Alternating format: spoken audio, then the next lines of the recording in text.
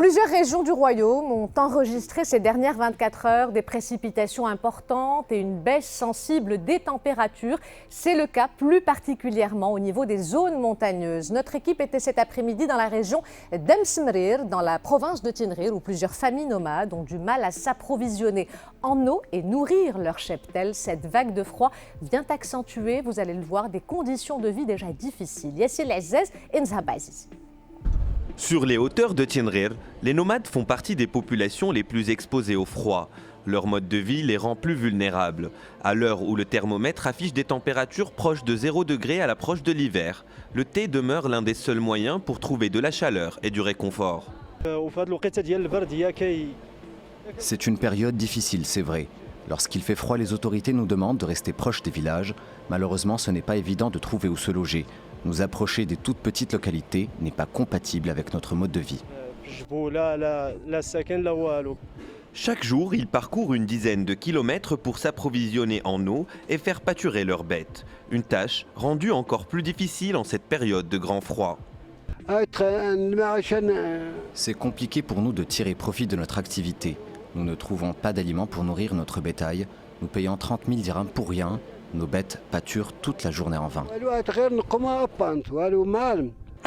Ce mode de vie ancestral qui se transmet de génération en génération est aujourd'hui menacé par l'exode de ces populations nomades vers les villes. En 2004, le royaume comptait quelques 70 000 nomades. Aujourd'hui, ils sont moins de 20 000 à s'accrocher à leur tradition. Dans la région de Bnim El Khnefra, les autorités se préparent une mobilisation pour faire face à une vague de froid rude cette année et des chutes de neige. Toutes les ressources humaines et matérielles ont été déployées pour désenclaver les douars et débloquer en cas de besoin les routes le plus rapidement possible. Jazia Al-Hamad. La chute des températures commence à se faire ressentir aux quatre coins du royaume, particulièrement ici dans la région de Bnim El Khnefra. La vague de froid présage que les premiers flocons de neige ne sauraient tarder, un scénario qui pousse les autorités à prendre toutes les précautions afin de mieux faire face à la situation. La direction régionale de l'équipement et de l'eau de Beni Mellal est prête, grâce à toutes ses ressources humaines et logistiques, à désenclaver les routes dans les plus brefs délais en cas de blocage.